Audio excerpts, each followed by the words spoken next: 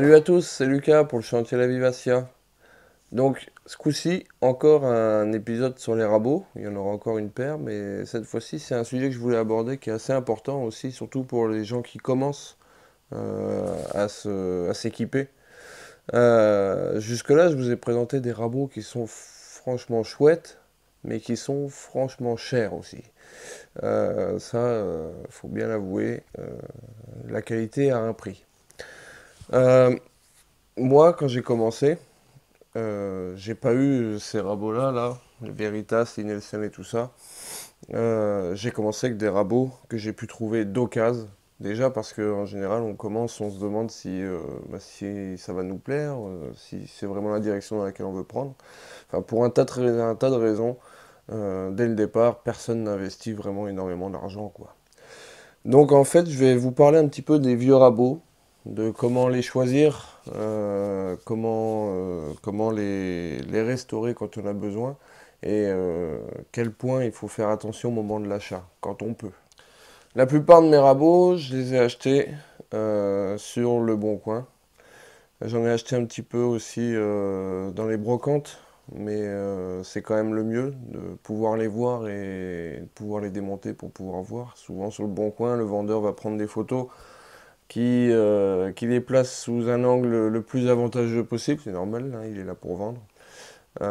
Et donc bah, il ne mettra pas en lumière les petits défauts qui pourraient vous gêner, voire les gros défauts qui pourraient complètement rendre le rabot inutilisable, quoi.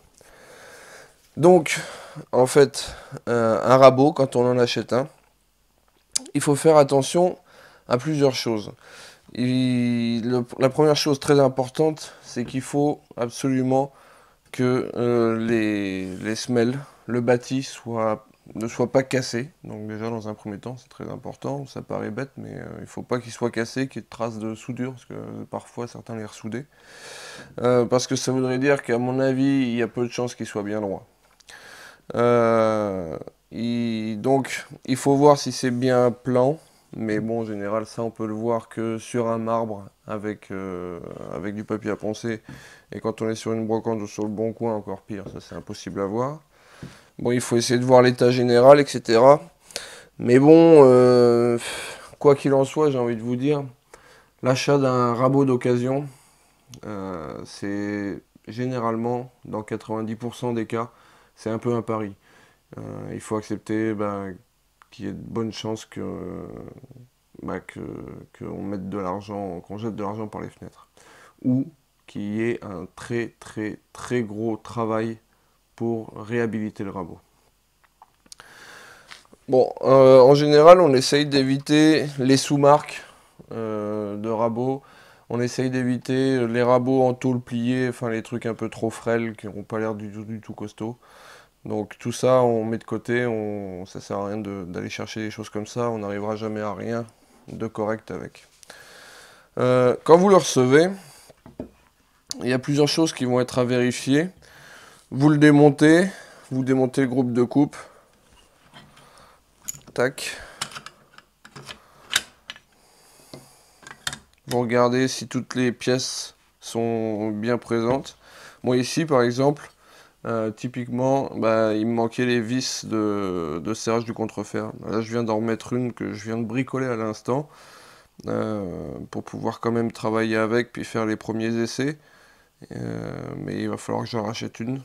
Donc je sais pas du tout encore ce que ça va donner. Franchement là je l'ai acheté pour 10 euros. Donc c'est un numéro 5. C'est un numéro 5 Stanley Bailey. 10 euros sur le Bon Coin. Franchement, c'est vrai qu'à 10 euros, on peut se permettre d'avoir fait une mauvaise affaire parce que sur 3 à 10 euros, vous allez en avoir un qui sera peut-être extraordinaire, quoi, et qui en vaudra 10, 20 fois plus. Certaines fois, il y a des pièces de collection que les gens ne savent pas qu'ils ont ça chez eux. Bon, toujours est-il que celui-là, il vaudra jamais une fortune. D'ailleurs, c'est un 5,5, c'est pas un 5, excusez-moi. Je le vois là en regardant, en grattant la rouille. Donc en fait, ce qui va donner la qualité d'un rabot en général, donc c'est le groupe de coupe. En général, on essaye d'avoir des lames le plus épais possible, hein. Plus elles sont épaisses, moins elles vibreront, pour ainsi dire. Donc bon, à l'époque, elles n'étaient pas très épaisses. Donc quoi qu'il en soit là-dessus, il n'y a pas trop de miracles à faire. Ensuite, il y a le chariot. Donc le chariot, il y a une façon assez facile de voir si on est sur un rabot déjà de qualité à la base. C'est de regarder les surfaces de contact sur lesquelles vient reposer le fer. En fait, c'est simple, quand on est sur un rabot de très haute qualité, les surfaces de contact, elles sont continues. Hein. C'est pas simplement un liseré sur tout le pourtour, c'est quasiment tout le chariot qui vient maintenir le fer. Plus il y a de surface de contact, naturellement, plus le fer sera bien maintenu. Et donc, il n'y aura pas de vibration, et donc la coupe sera plus nette, quoi. Et plus facile. Alors là, au premier abord, je pense avoir décelé déjà tout de suite un problème au niveau du fer. Euh, à l'œil, je vois qu'il n'est pas droit. Là, je sais pas si j'arrive à vous le montrer à la caméra, mais on a genre entre le haut ici et le bas, le biseau, on a un creux qui doit faire aux alentours de 2 mm. C'est énorme. Donc déjà le fer, lui, il est tordu, quoi. Donc là, honnêtement, on n'est pas parti sur un truc de dingue. Est-ce qu'il y est toujours quand je retire la pression du contrefer?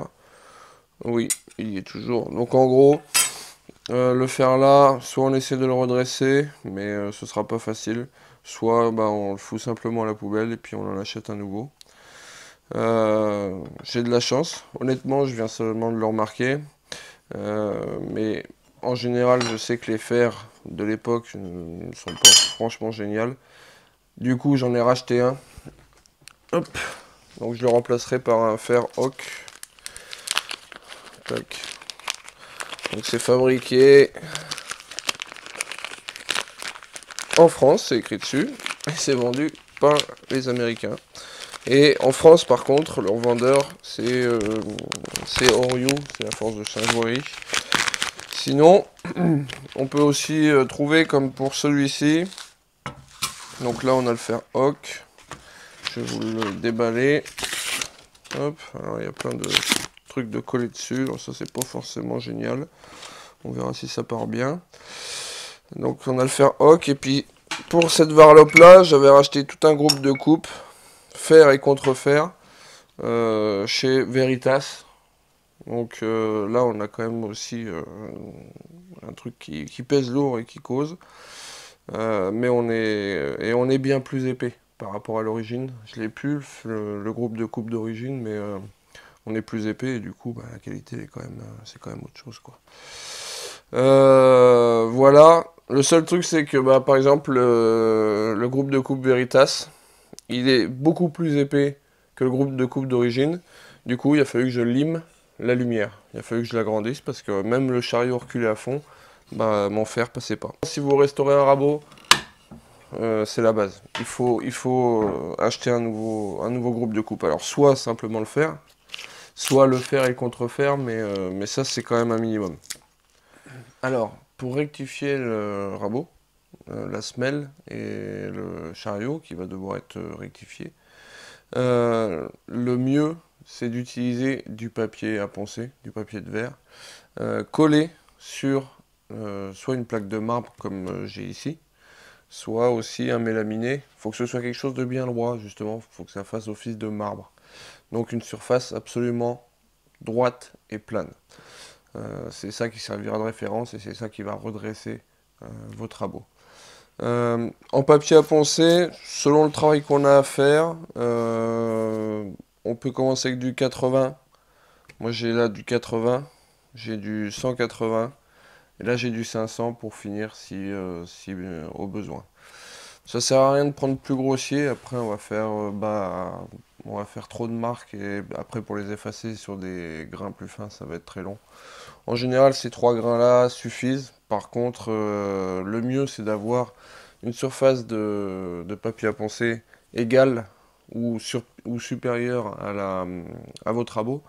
Bon, parfois, s'il s'agit d'une varlope ou quelque chose comme ça, bah, c'est compliqué. Là, j'ai un 5,5, donc là, vous voyez bien, Mon rabot, malheureusement, il est un petit peu plus grand que le papier à poncer. Bon, on devrait quand même réussir à s'en accommoder, mais si on fait une varlope, c'est franchement compliqué. Le travail de rectification, vous imaginez bien que plus le rabot est grand, plus il va être long et difficile. Parce que on va avoir du mal à justement avoir une surface suffisamment grande pour le rabot en question. Si on part sur une varlope par exemple, trouver quelque chose qui fait 60 cm c'est compliqué. Et puis réussir à faire quelque chose de plat s'il est vrillé, je dirais pas que c'est impossible, mais c'est extrêmement compliqué. Donc là par contre une varlope c'est très compliqué à restaurer. Un rabot à replanir, un numéro 4, un numéro 5, un rabot de paume et tout ça, ça c'est pas un souci. Après au-dessus de cette taille là ça commence à devenir très compliqué. Donc, eh ben, on va commencer. Avant de commencer, une dernière chose qu'il faut savoir, c'est que pour travailler les surfaces, pour travailler le bâti, le mieux c'est qu'il soit comme s'il était en condition d'utilisation. Parce que on va avoir des pressions par le groupe de coupe, par le presseur justement. Il va être contraint et donc il peut avoir tendance à légèrement bouger. Alors ça va être presque rien, mais mettons qu'on soit sur un demi, allez même pas, on va dire 5 centièmes.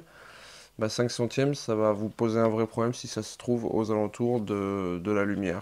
Donc le mieux c'est qu'il soit comme s'il était en position de rabotage, avec la lame rentrée bien sûr. Donc là je vais profiter du fait qu'il soit encore tout oxydé, plein de rouille, pour passer un premier coup et puis observer, voir où est-ce que ça a gratté et où est-ce qu'il y en a encore à retirer. Allez, c'est parti.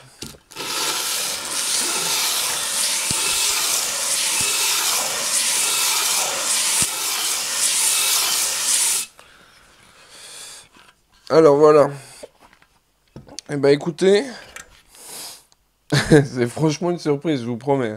Je suis assez content pour l'instant, parce que toute la surface a l'air d'avoir été plus ou moins travaillée, il reste des petites marques. Ici, on voit que là, j'ai encore un gros point de rouille, là.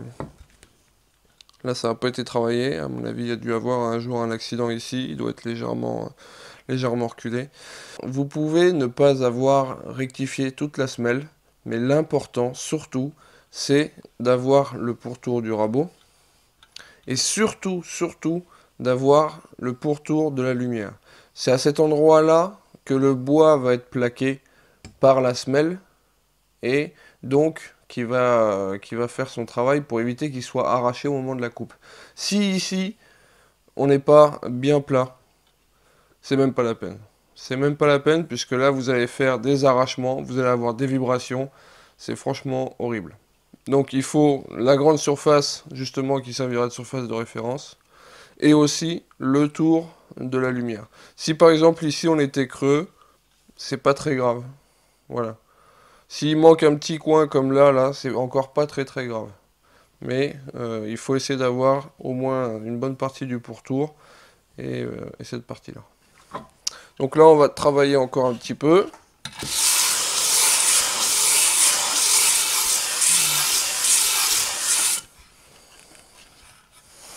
Hop. Alors, voyons, on avait les traces d'usinage là. Ici, les différentes traces d'usinage. Elles commencent déjà à disparaître. Je suis très satisfait parce qu'on voit que ici, à l'arrière, là, et légèrement à l'avant de la lumière, elles ont complètement disparu et la surface est complètement rectifiée. Et ça fait plaisir parce que on sait qu'on va peut-être pas y passer un temps fou, quoi. Bon, allez, on continue encore.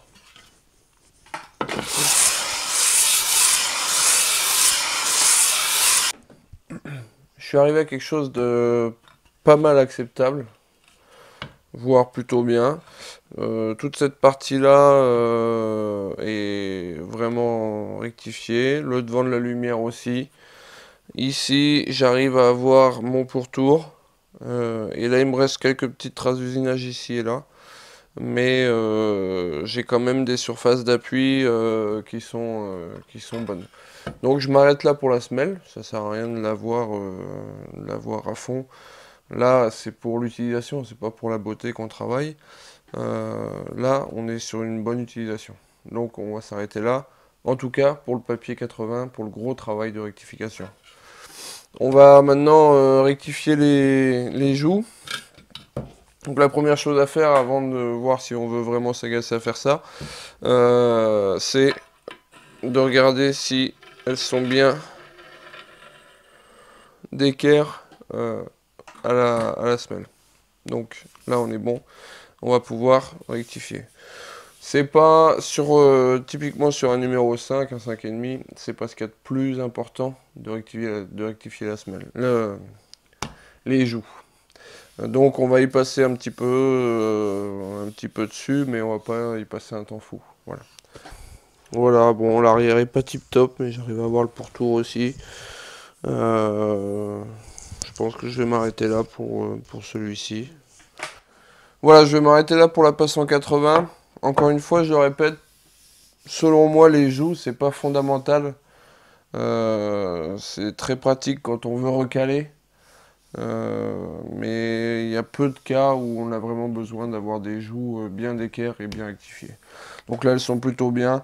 Je vais m'arrêter là et je vais passer au grain 180.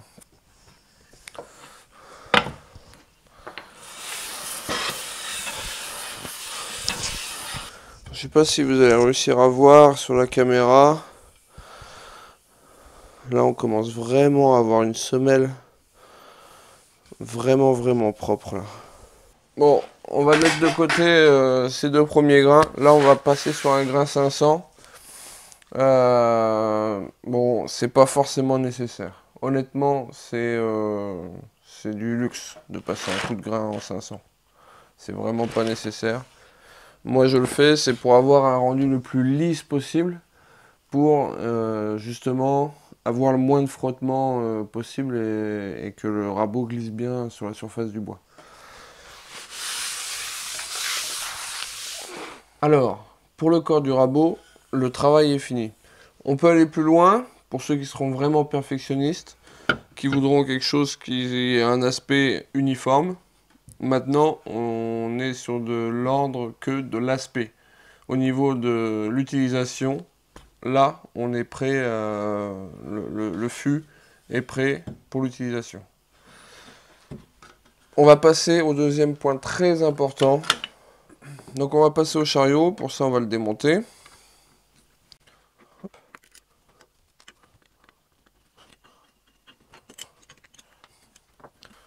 Voilà. On peut mettre le rabot sur le côté.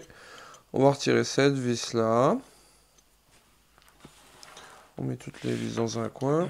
Une fois qu'on a retiré tout ça, on va travailler à rectifier cette partie là.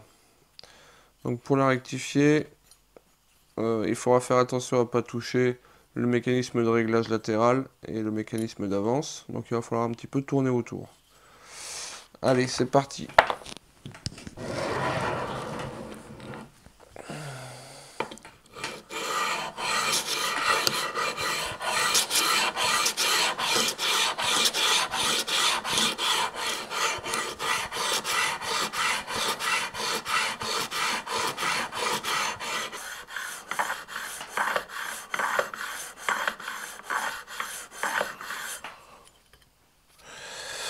Voilà.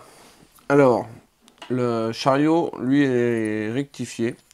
Donc, ce qu'il faut rectifier, c'est cette surface-là, qui vient supporter le fer. Et il y a aussi cette surface-là qu'on oublie souvent, mais c'est cette surface-là qui va être en contact avec le fût. Donc, on peut avoir un maintien super rigide ici. Si ici, le contact est mauvais, bah, ça servira à rien. Donc, il y a là et là aussi à rectifier. Ces deux endroits-là. Donc, là, on est bon pour le chariot. On va faire tout de suite un petit boulot sur le contrefer, parce que le contrefer, il faut aussi le vérifier. Ce qui est vraiment utile, c'est surtout le bout, ce qui va venir contre le fer. et qui va venir briser le copeau. Il faut absolument que ce soit bien plat, sinon il y a des copeaux qui peuvent se glisser entre le fer et le contrefer. Et alors là, c'est vite embêtant. Donc on va...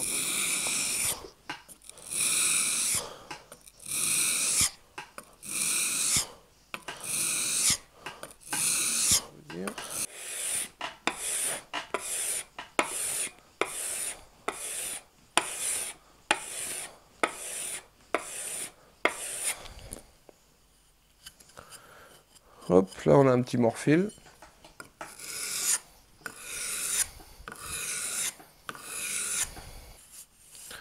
Donc là c'est prêt. Il va nous rester le remontage complet. Et l'affûtage du fer bien sûr.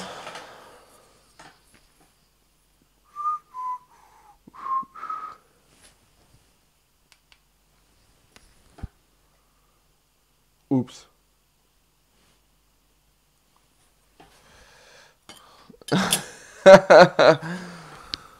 Merde. Bon bah tout est bon, tout est prêt. Parce que je remonte le rabot. Il y a juste un petit pépin. Il y a juste un petit pépin. Je me suis planté quand j'ai commandé le fer. C'est un peu les boules. Là, c'est un fer pour les numéros 4 et 5. Et le mien, c'est un 5,5. Alors, je pensais que c'était un 5, comme je l'ai dit au début de vidéo. Et du coup, le fer est nettement trop petit, quoi. Hein. Il me manque un bon centimètre de fer par rapport à la taille du contrefer. Bon, et ben, je recommande ça et puis je pourrai continuer à tourner une fois que j'aurai reçu le nouveau. Ça y est, j'ai enfin reçu la nouvelle lame que j'avais recommandée. Ça a mis 3-4 jours. Bon, après ces péripéties, cette boulette. Le rabot est remonté, du coup. J'en ai profité parce que j'avais un peu de temps pour repeindre grossièrement le rabot, le corps. Et puis j'ai pensé un petit peu, et puis passé un peu de vernis, pareil, assez grossièrement, sans forcément pousser trop loin, sur les poignets et le pommeau. Parce que il est un petit peu abîmé, il est pas génial, donc... là, je l'ai retapé le temps de m'en servir, mais je pense qu'un jour, j'en trouverai d'autres, et puis je les changerai, quoi. Je crois que maintenant, c'est le moment de vous montrer un peu le résultat.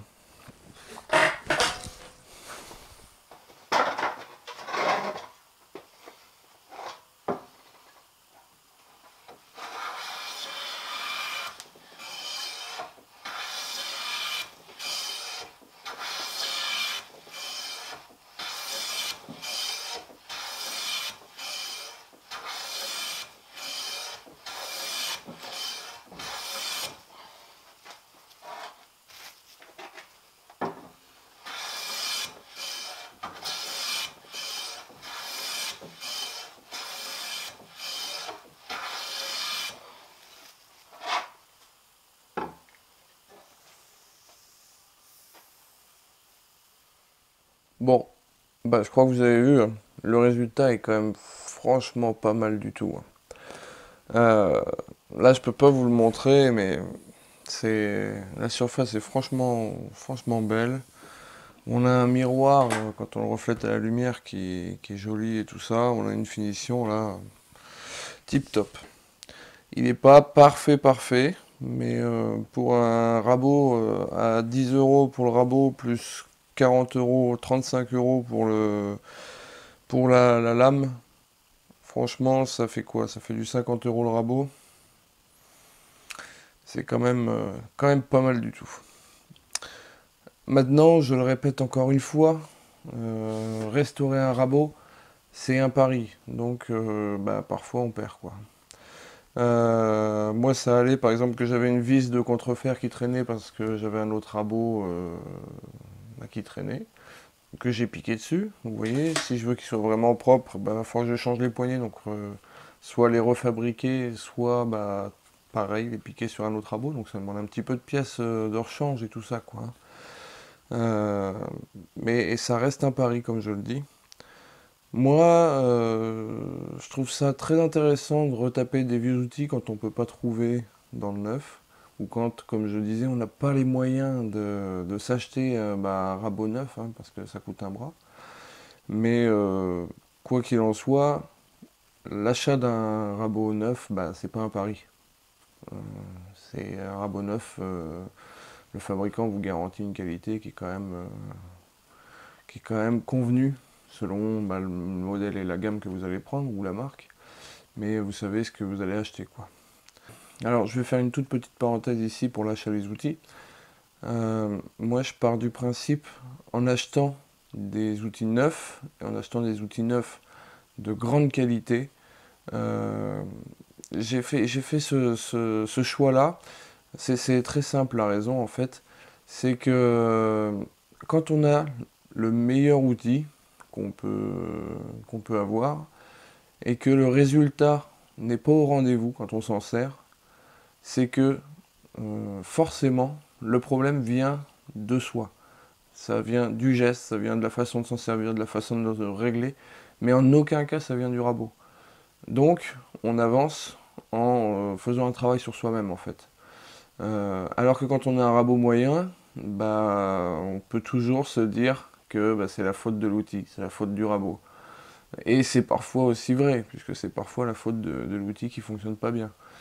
Alors que quand on achète un outil de grande qualité, en aucun cas c'est la faute de l'outil, c'est juste vous qui vous en servez mal.